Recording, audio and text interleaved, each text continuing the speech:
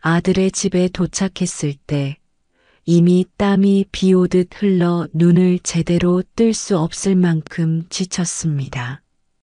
현관문을 두드리자 안에서 들려오는 며느리의 차가운 목소리가 저를 맞았습니다. 누구세요? 문이 열리고 며느리가 저를 본 순간 그녀의 표정이 굳어졌습니다. 아버님, 여기 왜 오셨어요? 목소리는 차가웠고 눈길조차 제 얼굴을 피하며 저를 불청객처럼 대했습니다. 저는 억지로 미소를 지으며 말했습니다. 며칠 전기 나갔다. 집안이 너무 더워서 잠깐만 신세 좀 질까 해서 왔어. 하지만 그녀의 얼굴은 미동도 하지 않았습니다. 다음엔 미리 연락이라도 주시죠. 이렇게 갑자기 오시면 저희도 곤란해요. 그때 거실에서 아들이 모습을 드러냈습니다. 아버지, 무슨 일이세요? 아들의 표정은 어색하고 당혹스러워 보였지만 곧 며느리와 똑같은 태도로 변했습니다.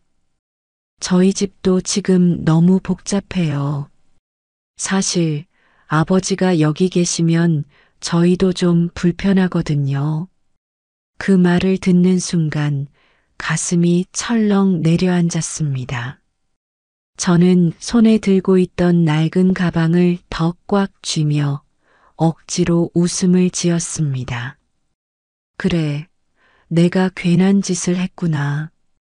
미안하다. 그냥 좀 쉬려고 한 건데. 그러자 며느리는 아들에게 속삭이듯 말했습니다. 여보, 어떻게든 말씀드려야죠. 이렇게 갑자기 오시면 곤란하잖아.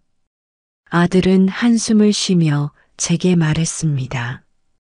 아버지, 정말 죄송한데 저희도 요즘 정신이 없어요. 근처에 쉼터라도 가보시는 게 어떨까요? 그 말에 저는 더 이상 아무 말도 할 수 없었습니다.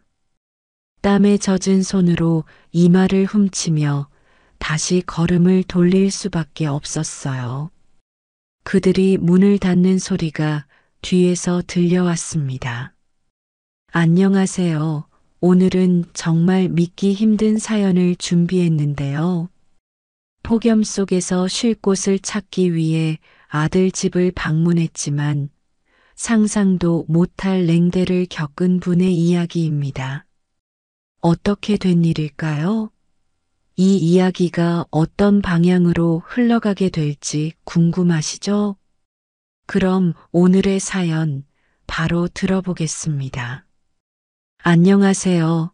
제 이름은 박영수입니다. 올해 70살이 되었고 늘 다른 분들의 사연만 듣다가 처음으로 제 이야기를 이렇게 쓰게 되었어요. 아무에게도 말하지 못했던 이 이야기를 여러분께 전하고 싶어 용기를 내보았습니다. 저는 은퇴한 공장 근로자로 평생을 일하며 자식들을 키우는데 제 모든 것을 바쳤습니다. 하지만 지금은 폭염 속에서 쉴 곳조차 찾지 못하는 처지가 되었네요. 이 이야기를 들으시면 분명 의견이 나뉠 수도 있다고 생각해요. 하지만 따뜻한 응원의 말씀과 현명한 조언을 해주신다면 큰 힘이 될 것 같습니다. 그럼 제 이야기 시작하겠습니다. 젊었을 때는 자식들을 잘 키우고 가정을 꾸리기 위해 고생만 했던 것 같아요. 그 시절에는 그저 아이들이 잘 자라고 제가 가진 걸 조금이라도 더 물려줄 수 있으면 됐다고 생각했습니다. 하지만 이렇게 제가 나이가 들고 나니 제 삶은 어쩌다 이 지경이 되었나 싶습니다. 제가 오늘 이야기를 시작하려는 날은 참으로 잊을 수 없는 하루였습니다. 아마 서울에서 50년 만이라는 폭염이 찾아온 8월 초의 일이었죠. 그날은 아침부터 하늘이 뿌옇게 보일 정도로 열기가 자욱했고 바람 한 점 없이 후텁지근한 공기가 피부를 찌르는 듯 했습니다. 집안은 더 심각했어요. 20년 넘은 단칸방에선 창문을 열어도 뜨거운 열기가 들어오고요. 폭염으로 이틀 전 전기가 나간 후로는 찜통이 따로 없었죠. 땀은 흐르고 숨이 턱턱 막혀 견딜 수 없었지만 그저 혼자 참아내는 수밖에 없었습니다. 그때 제 머릿속에 떠오른 것은 근처의 노인정이었습니다. 거기는 에어컨이 잘 나와서 잠깐이라도 더위를 피할 수 있을 거라는 생각이 들었어요. 하지만 노인정에 도착했을 때 상황은 생각보다 훨씬 심각했습니다. 이미 더위를 피하려는 어르신들로 가득 차서 앉을 자리조차 없었죠. 관리인은 저를 보고 미안하다는 표정을 지으며 말했습니다. 어르신, 죄송하지만 여기 자리 꽉 찼습니다. 다른 곳 한번 알아보셔야 할 것 같아요. 그 말에 발걸음을 돌리며 주변을 둘러보니 마땅히 갈 곳이 떠오르지 않았습니다. 그러다 문득 생각난 곳이 있었습니다. 아들네 집은 이곳에서 지하철 2정거장 거리였고 그곳은 분명히 에어컨이 잘 나올 거라는 생각이 들었죠. 저는 곧바로 집으로 돌아가 작은 여행 가방에 필요한 옷과 아들 집에 가면서 마실 물 한 병, 그리고 낡은 핸드폰을 챙겼습니다. 지하철을 타는 동안 땀은 계속 흐르고 옷은 이미 땀으로 젖어 있었지만 아들 집에 도착하면 더위를 피할 수 있다는 희망이 저를 버티게 했습니다. 그렇게 도착한 아들네 아파트는 멀리서 보기만 해도 반짝반짝 빛나는 듯 했습니다.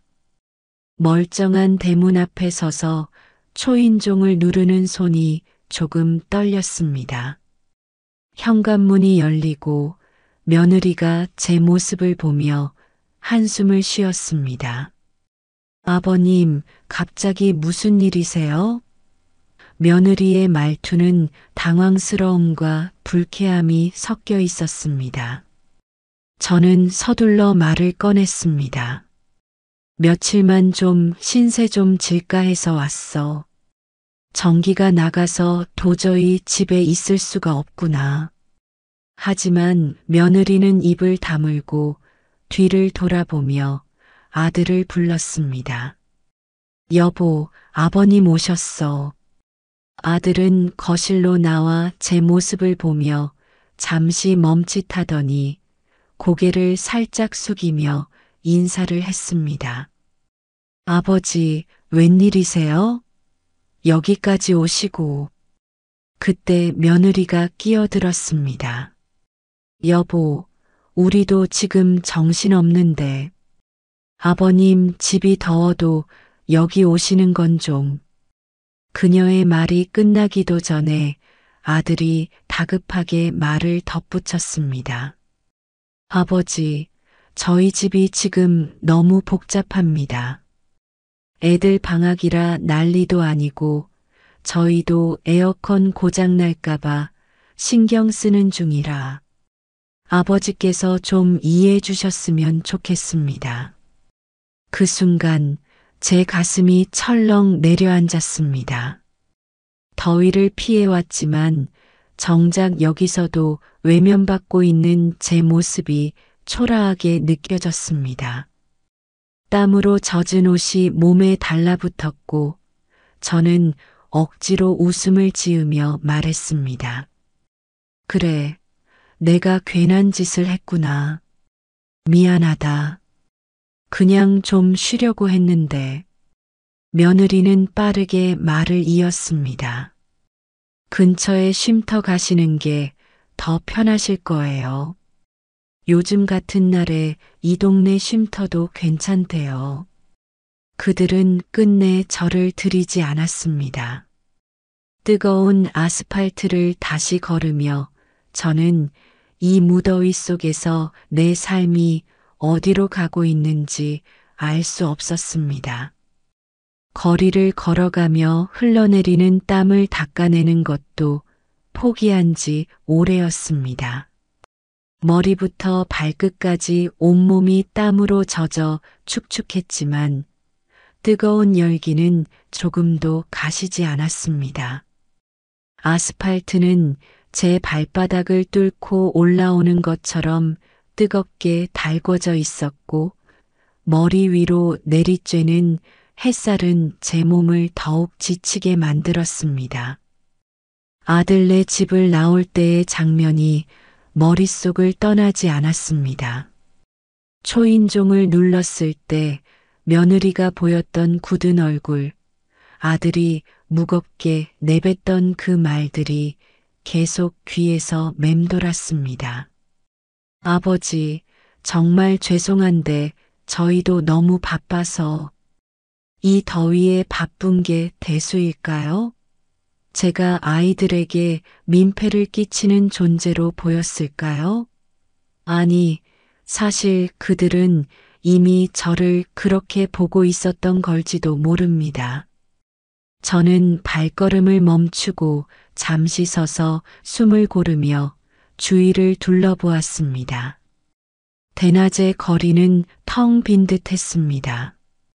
사람들은 모두 에어컨이 나오는 실내에 숨어 있는 것 같았습니다.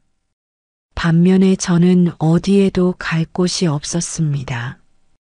아들의 집에서 들은 그 차가운 말들이 마치 뜨거운 공기처럼 저를 짓누르고 있었습니다. 저는 걸음을 멈춘 채 한숨을 내쉬었습니다. 이럴 때면 아내가 떠오르지 않을 수 없습니다. 여보, 당신은 지금 어디에서 나를 보고 있나요? 저는 속으로 그렇게 묻고 있었습니다. 아내는 세상을 떠난 지 벌써 5년이 넘었습니다. 처음엔 아내 없이 사는 게 도저히 상상이 안 됐지만 시간이 지나며 외로움을 견디는 법을 배웠습니다. 하지만 이런 날엔 견딜 방법이 없었습니다. 뜨거운 아스팔트를 걸어가며 저는 지난 세월을 떠올렸습니다. 지금 내 모습이 초라하게 느껴지는 이 순간이 어떻게 만들어졌을까? 한 발 한 발 발걸음을 옮길 때마다 제 삶의 장면들이 마치 한 편의 슬픈 영화처럼 스쳐 지나갔습니다. 젊은 시절, 저는 누구보다 열심히 살았습니다. 제 고향은 전북의 작은 마을입니다. 중학교 졸업 후 공장에 들어가 제 손으로 처음 돈을 벌었을 때의 뿌듯함은 아직도 잊히지 않습니다. 당시에는 돈이 귀했고 하루하루를 살아내는 것이 고비였지만 한 가지 확신은 있었습니다. 나 하나 고생하면 가족은 더 나은 삶을 살 수 있다는 믿음이요.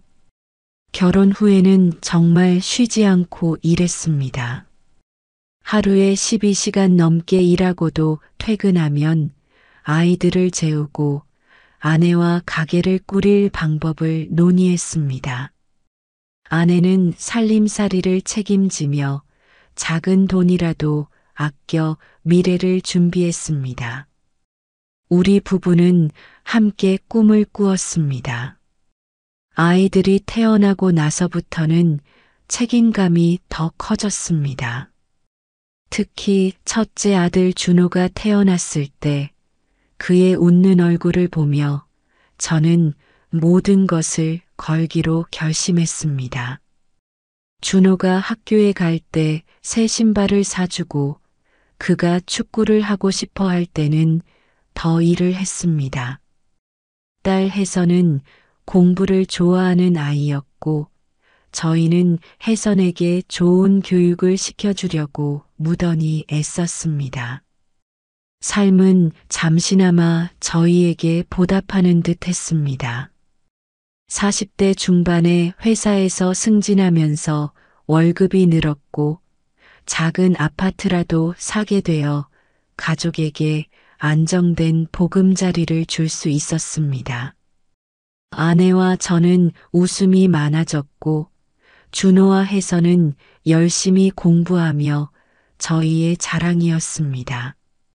그러나 삶은 예기치 못한 방향으로 흘러가곤 합니다. 제 나이 50대에 접어들며 회사 구조조정에 바람이 불었고 저도 결국 그 대상이 되었습니다. 퇴직금은 손에 쥐었지만 갑작스러운 실직은 제 자신을 무력하게 만들었습니다. 제 나이에 새로운 일자리를 구하는 것은 쉽지 않았고 매달 쌓여가는 고지서를 보며 저는 점점 초조해졌습니다. 그때 아내가 제안한 것이 코인 투자였습니다. 여보, 이게 요즘 젊은 사람들 사이에서 대세래요. 조금만 잘하면 우리도 다시 일어설 수 있지 않을까요? 처음에는 반대했습니다. 돈을 잃는다면 어떻게 될지 뻔했으니까요. 하지만 아내의 설득과 마지막 희망을 붙들고 싶은 마음에 결국 동의했습니다. 코인 시장에 돈을 넣고 잠시 동안은 정말 꿈을 꾸는 것 같았습니다. 하루아침에 수익이 늘어나던 때가 있었으니까요. 그러나 그런 기쁨은 오래가지 않았습니다.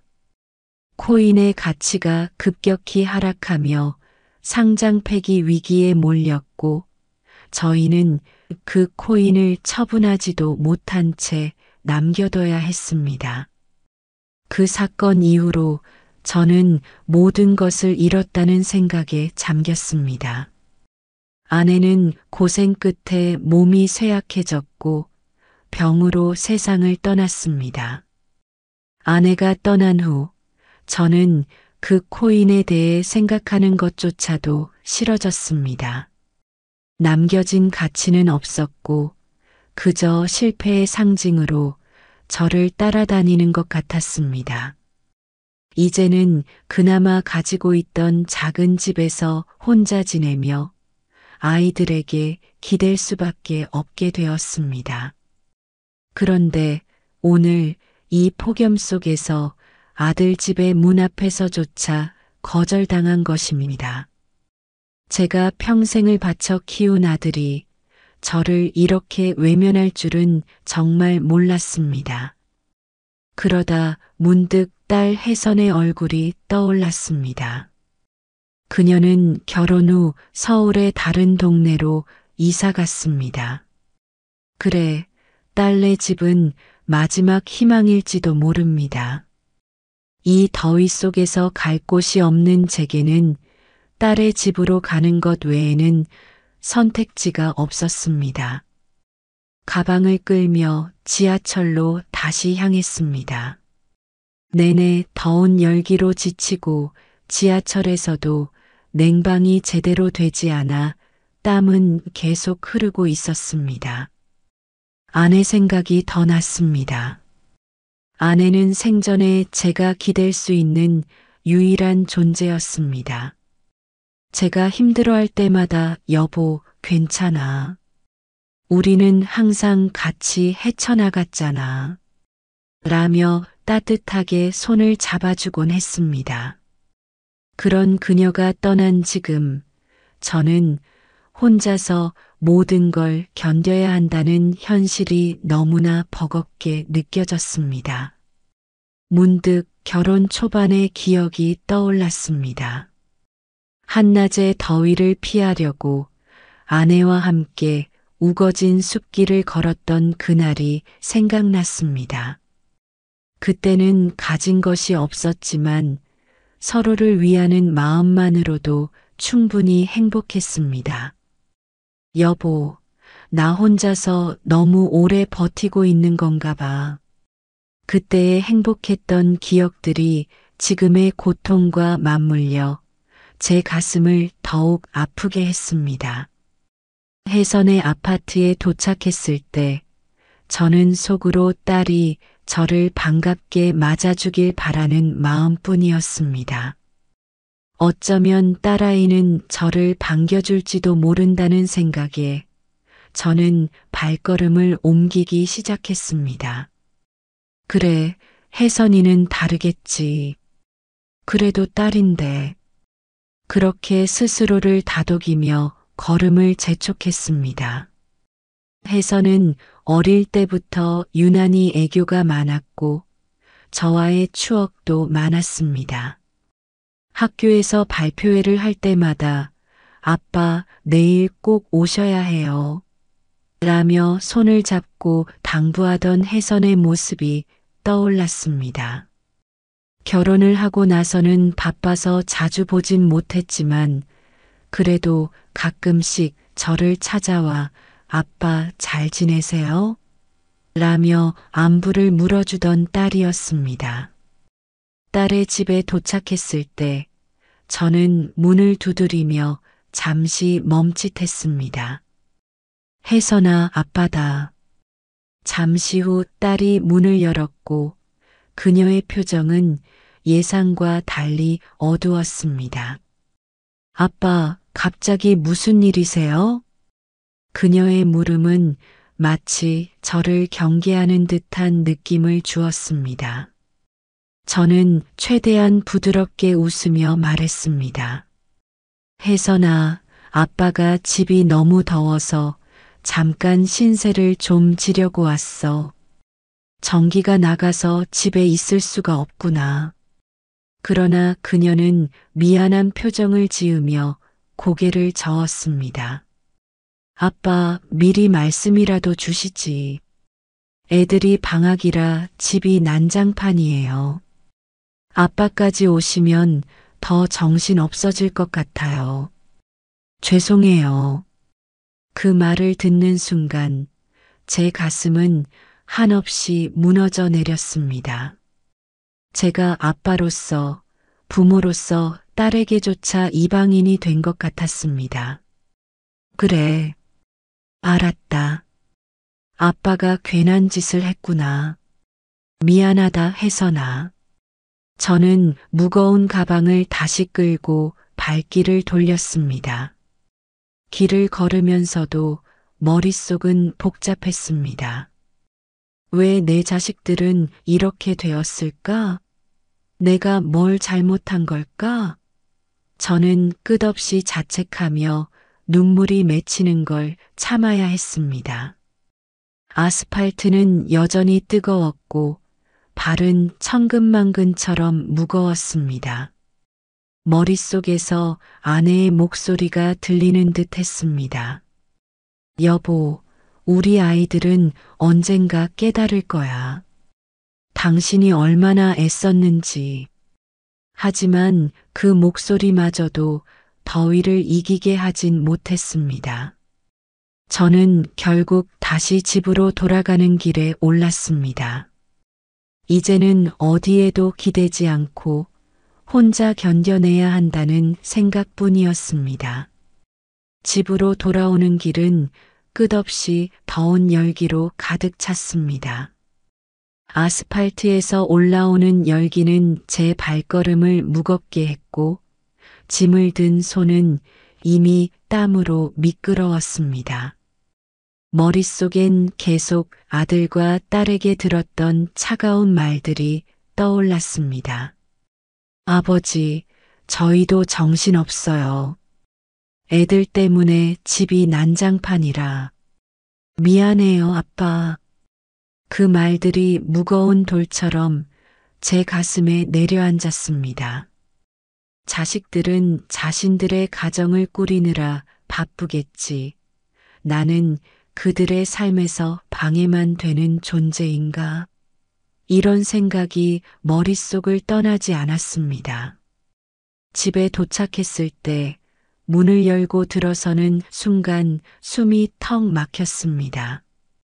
안팎의 온도가 똑같이 뜨거웠습니다. 전기가 나간 뒤로 냉장고도 선풍기도 모두 멈췄고 방은 마치 찜통처럼 답답하고 견디기 어려운 상태였습니다. 창문을 열어도 바람은 불지 않았습니다. 들어오는 건 뜨거운 공기뿐이었습니다. 저는 지쳐서 작은 방바닥에 주저앉았습니다. 몸에서 흘러내리는 땀을 수건으로 닦아내며 바닥에 누워 눈을 감았습니다. 머릿속은 더위와 무기력함으로 가득 찼습니다. 나는 이 나이에 어디로 가야 하는 걸까? 그 한마디가 머릿속을 떠돌았습니다. 지금 이 집에서 버티지 못한다면 나를 받아줄 곳은 어디도 없다는 사실이 저를 더 무력하게 만들었습니다. 저는 눈을 감고 누워 있지만 아들과 딸이 떠올라 도저히 잠을 이룰 수 없었습니다. 내가 뭘 잘못했나? 이렇게 나를 외면하는 게 내가 부족해서일까? 과거로 돌아가 자식들에게 최선을 다했던 시간들을 떠올렸습니다. 준호가 중학생 때 축구를 하고 싶어 했던 일, 좋은 운동화를 사주려고 며칠 동안 밤근무를 자청했던 기억.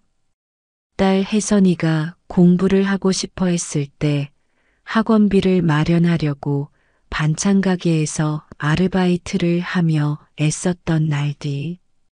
저는 자식들을 위해서라면 뭐든 했습니다.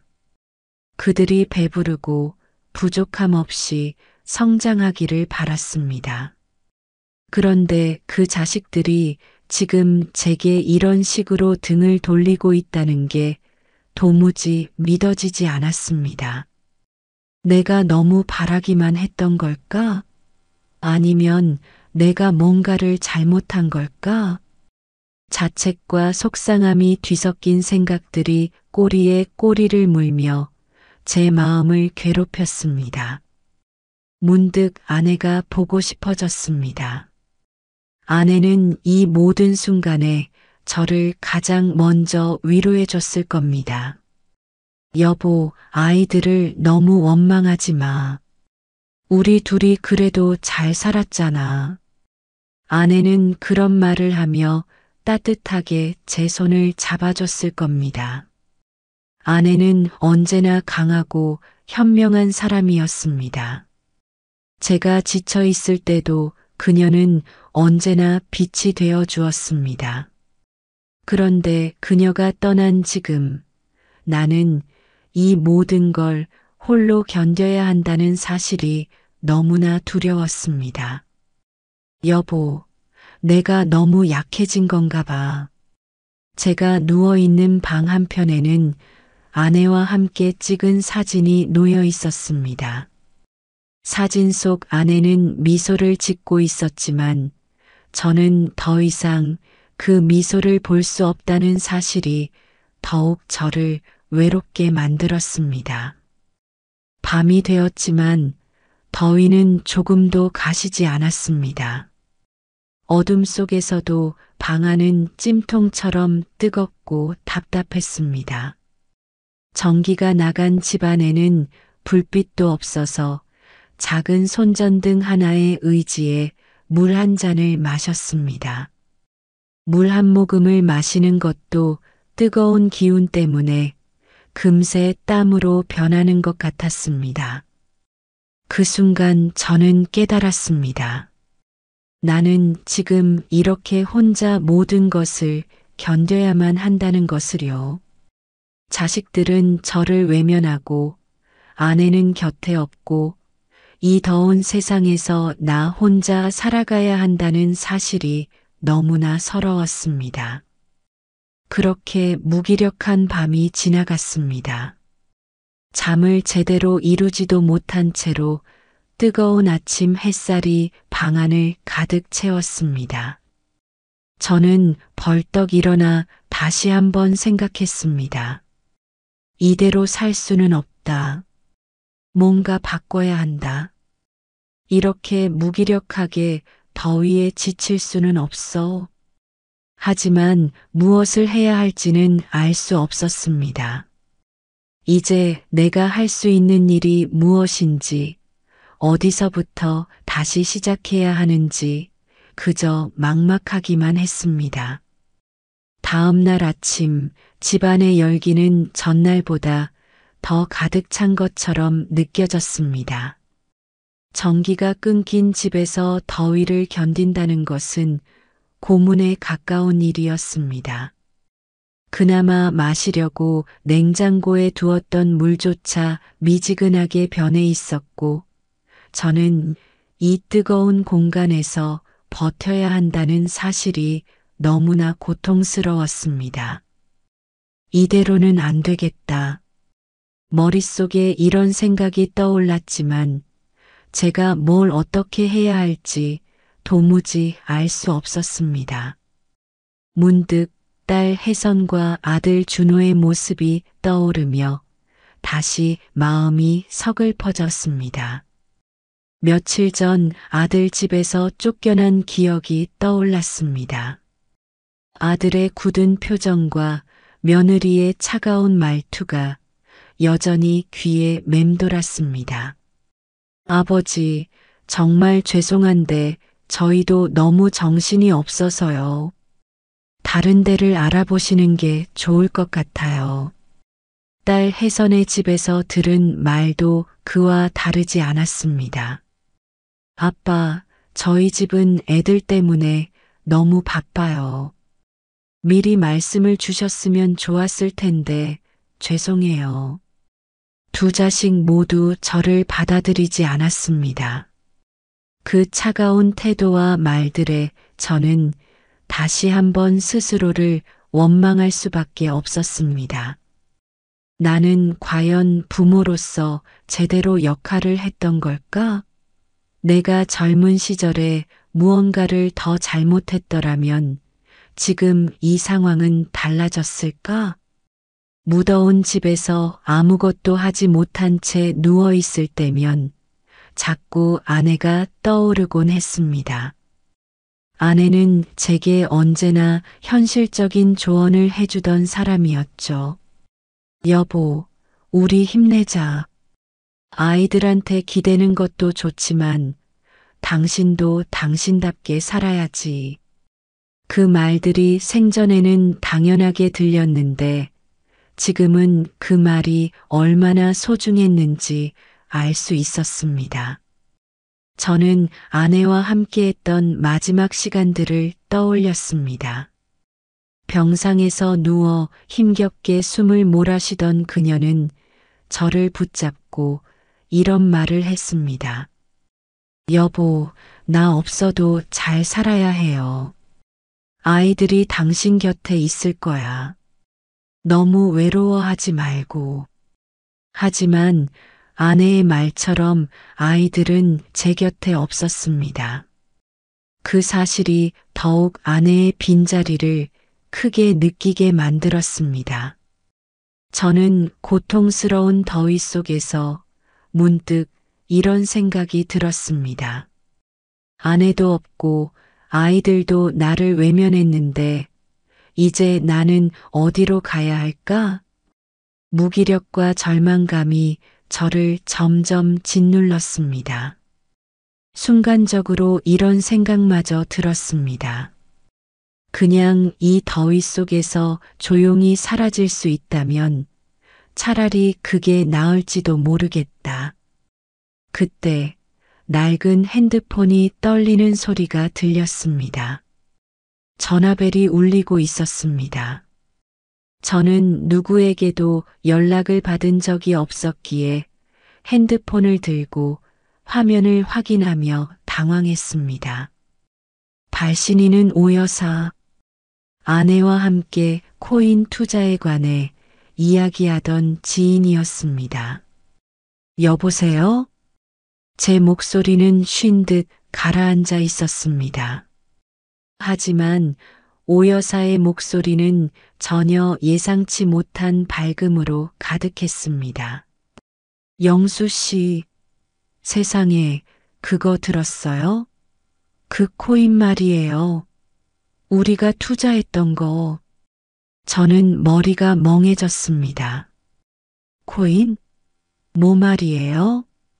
그건 다 망한 거 아니었어요? 오 여사의 목소리가 한층 더 커졌습니다. 아니에요. 그 코인, 지금 미국 반도체 회사가 인수했대요. 그리고 트럼프 대통령이 반도체 산업을 지원하면서 코인 가치가 폭등하고 있대요. 그 순간 저는 핸드폰을 손에서 놓칠 뻔했습니다. 오 여사의 말은 도무지 믿기지 않았습니다. 제가 잊고 싶어 했던 거의 휴지 조각처럼 방치되었던 그 코인이 폭등하고 있다고요? 설마 그게 진짜인가요? 진짜예요. 지금 당장 확인해 보세요. 당신도 꽤 많이 갖고 있었잖아요. 그 말에 저는 얼떨떨한 상태로 일어나 방 한쪽에 놓여 있던 서류들을 뒤지기 시작했습니다. 거기에 분명히 제가 아내와 함께 투자했던 코인 지갑 정보가 있었습니다. 손이 떨렸습니다. 서류를 열고 숫자를 확인하며 제 눈을 의심하지 않을 수 없었습니다. 500억? 제 손에 있는 그 코인들의 숫자를 몇 번이나 들여다봤습니다. 어제까지도 이 찜통 더위 속에서 어디로 갈지 몰라 방황하던 제가 하루아침에 엄청난 재산의 주인이 된 것입니다. 저는 손을 부들부들 떨며 소리 없이 눈물을 흘렸습니다. 이 돈이 내 삶을 바꿀 수 있을까? 아니면 또 다른 고통의 시작일까? 그저 생각할 틈도 없이 눈물이 흐르는 것을 멈출 수 없었습니다. 코인의 폭등 소식은 제 삶을 송두리째 뒤흔들어 놓았습니다. 손에 든 서류에 적힌 금액은 제가 평생 만져보지 못한 돈이었고 머릿속은 어지러웠습니다.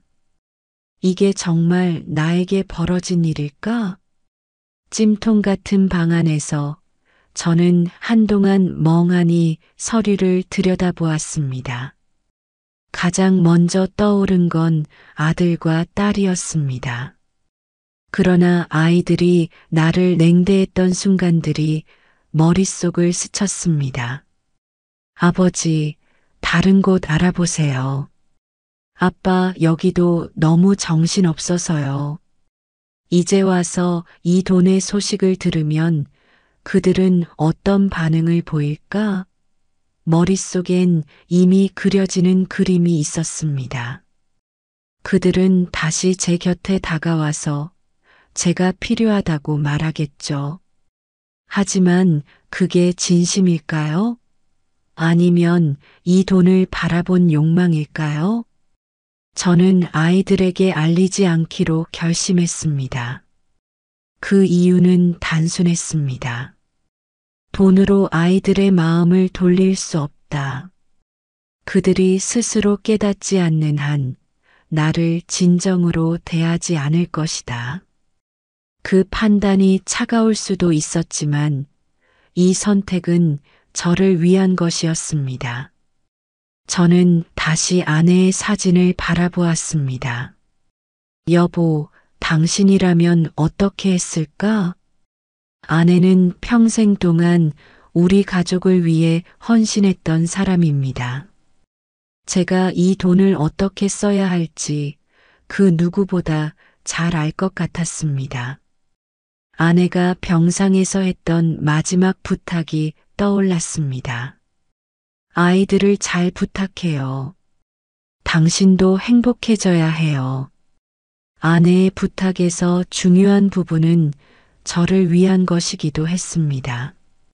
그녀는 내가 고통 속에 살길 원하지 않았을 겁니다. 저는 결심했습니다. 이 돈을 단지 나를 위해 쓰는 것이 아니라 나와 같은 고통을 겪는 사람들에게 희망을 주는데 쓰겠다고요. 내가 지금까지 외로웠던 이유는 돈 때문이 아니었어. 마음을 나눌 수 있는 이웃과 따뜻한 관계가 부족했기 때문이야. 저는 곧바로 집을 나와 오 여사를 만났습니다. 그녀는 이미 저를 도울 준비가 되어 있었습니다. 영수 씨, 이 돈으로 어떤 계획이 있으세요? 저는 미소 지으며 대답했습니다. 내가 평생 느꼈던 외로움을 없앨 수 있는 방법을 찾으려고요. 오 여사는 제 말에 고개를 끄덕였습니다. 몇 달 후, 저는 조용히 재단을 설립했습니다. 그리고 무더운 여름날에도 쉴 수 있는 노인 쉼터를 마련하는 프로젝트를 시작했습니다. 이곳은 전기와 냉방 시설이 잘 갖춰져 있고 어르신들이 무료로 음료와 음식을 제공받으며 더위를 피할 수 있는 공간이었습니다. 또한 같은 아파트 단지 내에 저렴한 월세로 거주할 수 있는 노인 주택도 지었습니다. 저는 익명으로 이 모든 것을 진행했으며 제 이름이 드러나는 것을 철저히 피했습니다. 이건 내 삶을 위한 마지막 사명이다. 그 믿음으로 저는 쉼터와 주택을 하나둘씩 완성해 갔습니다. 쉼터와 주택 프로젝트는 순조롭게 진행되고 있었습니다. 저는 모든 과정을 철저히 익명으로 유지하려고 했습니다. 이 프로젝트는 제 삶의 마지막 사명이었고 그 어떤 방해도 받고 싶지 않았습니다. 그러나 예상치 못한 일이 벌어졌습니다. 쉼터가 개소된 날 몇몇 어르신들이 언론사에 감사 편지를 보냈습니다. 이 더운 날에 우리가 이렇게 시원한 곳에서 지낼 수 있다니 너무나도 고맙습니다. 편지는 곧 지역 신문과 방송사에 알려졌고 언론은 익명의 기부자를 찾는데 혈안이 되었습니다. 며칠 후 지역 뉴스에서 제 이름이 언급되었습니다. 기자들은 결국 기부재단과 프로젝트의 실질적인 주체가 저라는 것을 밝혀냈습니다. 고영수 씨 70세. 투자로 큰 재산을 이룬 뒤 이를 모두 지역사회를 위해 쓰고 있는 숨은 기부자. 뉴스는 금세 퍼졌고 많은 사람이 저를 칭송했습니다. 하지만 저는 도리어 불안했습니다. 그러던 중 아들과 딸에게 전화가 걸려왔습니다. 아버지, 지금 이게 뭐예요? 뉴스에 나온 거 봤어요? 이런 일이 있었으면 자식들한테 먼저 말했어야 하는 거 아니에요? 아들의 목소리는 격앙되어 있었습니다. 딸 혜선 역시 전화를 걸어 따져 물었습니다. 아빠, 저희는 전혀 모르는 일인데 왜 혼자 이런 걸 하신 거예요? 며칠 후 아들과 딸이 제 집으로 찾아왔습니다. 집안은 금세 언성을 높이는 목소리로 가득 찼습니다. 아버지, 그렇게 큰 돈이 생겼으면 우리한테 먼저 말했어야죠. 그 돈 도대체 어디서 난 거예요? 아들의 말투는 분노로 가득 찼고 딸 역시 차가운 목소리로 덧붙였습니다. 아빠, 그 돈이 우리 가족 것 아니었어요? 왜 이런 큰 결정을 하면서 우리랑 상의도 안 하신 거예요? 저는 그들의 태도에 실망스러웠지만 차분히 대답했습니다. 그 돈은 내가 가진 마지막 희망이었다. 너희에게 주지 않은 이유는 돈 때문에 우리가 더 멀어질까봐 두려웠기 때문이다. 그러나 아들과 딸은 제 말을 받아들이지 않았습니다. 아버지, 말도 안 되는 소리 하지 마세요. 돈이 있으면 우리 가정도 더 나아질 수 있었잖아요.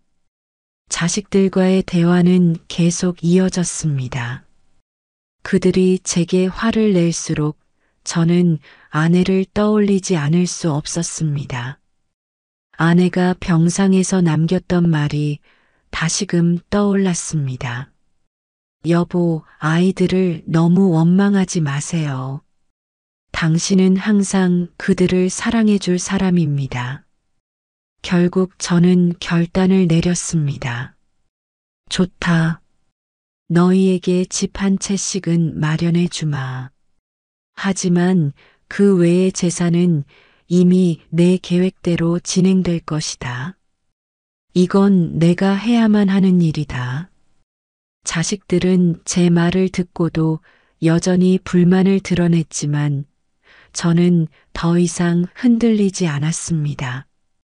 며칠 후 저는 변호사를 통해 아들과 딸에게 각각 작은 주택을 마련해 주었습니다. 이 집은 내가 앞으로 잘 살아가길 바라는 내 마지막 선물이다. 하지만 그 외의 재산은 모두 내가 계획했던 대로 쓰일 것이다. 그리고 나머지 재산은 모두 재단에 기부하며 비영리 기관으로 전환했습니다. 쉼터와 주택 프로젝트는 재단의 이름으로 운영되었고 이를 관리할 전문 인력을 고용했습니다. 저는 자식들에게 마지막으로 이렇게 말했습니다. 너희는 이 돈으로 더 좋은 삶을 살 수 있을 것이다. 하지만 내 재산의 대부분은 이 세상에서 나와 같은 어려움을 겪는 사람들을 돕는 데 쓰일 것이다. 그게 내 삶의 마지막 선택이다. 아들은 한동안 침묵하다가 조용히 고개를 끄덕였습니다. 딸 역시 더는 따지지 않았습니다. 아이들은 제가 내린 결정이 바뀌지 않을 것임을 깨달은 듯 했습니다. 제 이야기는 여기서 마무리하려고 합니다. 익명으로 진행하고 싶었던 제 선행이 드러나며 자식들과의 갈등이 생겼지만 결국 저는 제 선택을 지킬 수 있었습니다. 끝까지 제 이야기를 들어주셔서 감사합니다. 오늘의 사연 어떻게 들으셨나요? 자신의 재산을 나눠 쓰는 문제로 자식들과 갈등을 겪은 한 아버지의 이야기였습니다. 결국 그는 자식들에게도 작은 집 한 채씩을 주었고 나머지 재산은 모두 재단으로 기부해 어려운 사람들을 돕는 데 쓰기로 했습니다. 여러분은 이런 결정을 어떻게 생각하시나요? 자녀들에게 더 많은 것을 남겼어야 할까요? 아니면 아버지의 선택이 옳았다고 보시나요? 댓글로 여러분의 의견을 공유해 주세요. 저는 또 다른 이야기를 들고 찾아뵙겠습니다. 좋아요, 구독, 알람 설정을 통해 따뜻한 사연들을 함께 나눌 수 있길 바랍니다. 오늘도 들어주셔서 정말 감사합니다.